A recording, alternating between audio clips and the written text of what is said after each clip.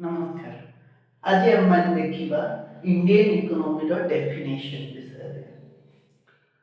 Definition जिते मुझे से गोटे डेफिनेशन थी सीना मैंने कहीदे कि कौन अच्छी ना तीन टा डेफिनेशन अच्छी तीन टा economist.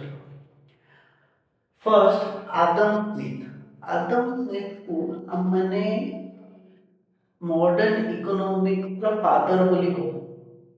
Father of the economics Adam Smith. तो स्मिथ को भाषा रे कौन ना क्रिएशन ऑफ वेल्थ थ्योरी से गोटे देले जे economics is nothing but the creation of wealth.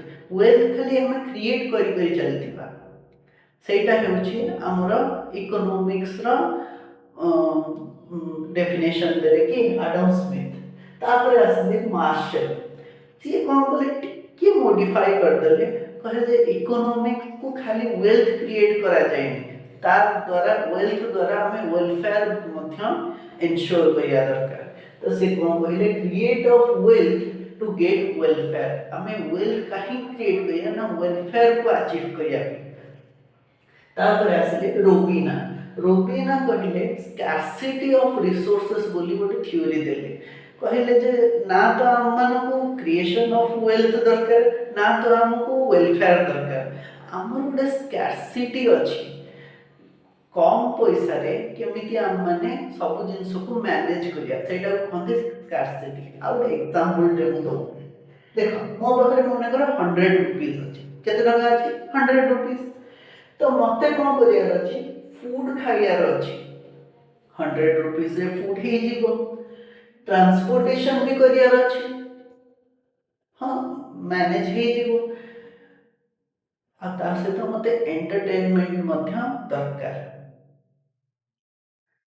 How I manage this 100 rupees अछि तीनटा जिनस करियार अछि पैसा तो भिड़ा टणा ही जीवो फूड मने करो मोर 50 टंका रे गोटे मील हे गला ओके 20-30 टंका रे मोर सपोज पब्लिक ट्रांसपोर्टेशन रे मोर ट्रांसपोर्ट भी हे गला।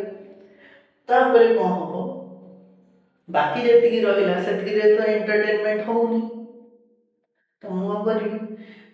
तो ए भलिया मैनेजिंग सिचुएशन को कहला स्कार्सिटी ऑफ रिसोर्सेस। हम पाखरे वेल्थ अछि किंतु आम गोटे जिनस अचीव करिया पे से वेल्थ टाको स्प्लिट करिया पे पड़िबो एटा हेउछि हमर इकोनॉमिक्स।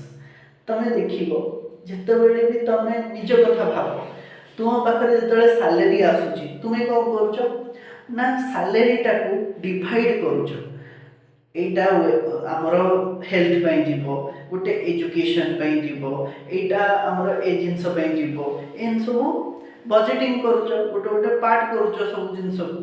तो सेटा हेउछि हमर रियल इकोनॉमिक्स ओके।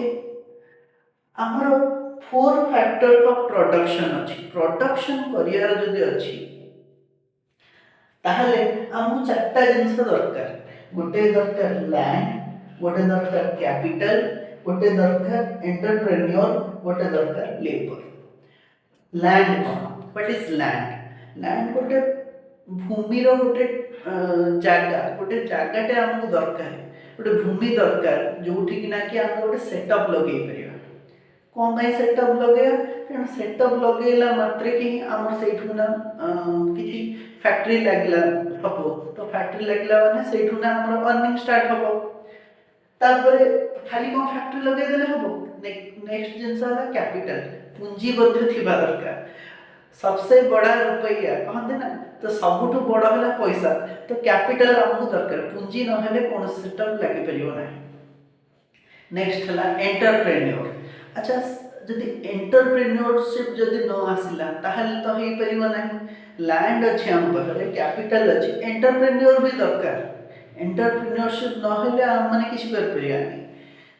नेक्स्ट जिंस हला लेबर एबे को एंटरप्रेन्योर निजे जाई काम करिवो हैला लैंड अछि वेल्थ अछि हम पाखरे कैपिटल एंटरप्रेन्योर भी मिल गला काम करिया पे लोक मान को एम्प्लॉयमेंट मध्य प्रोवाइड करिया दरकार जैसे यदि न हो पाइला ताहले हमर बहुत असुविधा हम आम जो प्रोडक्शन करने चाहूँ से प्रोडक्शन हो पार ना गोटे स्क्रीनशॉट नहीं जाओ नेक्स्ट वीडियो रे देखिबा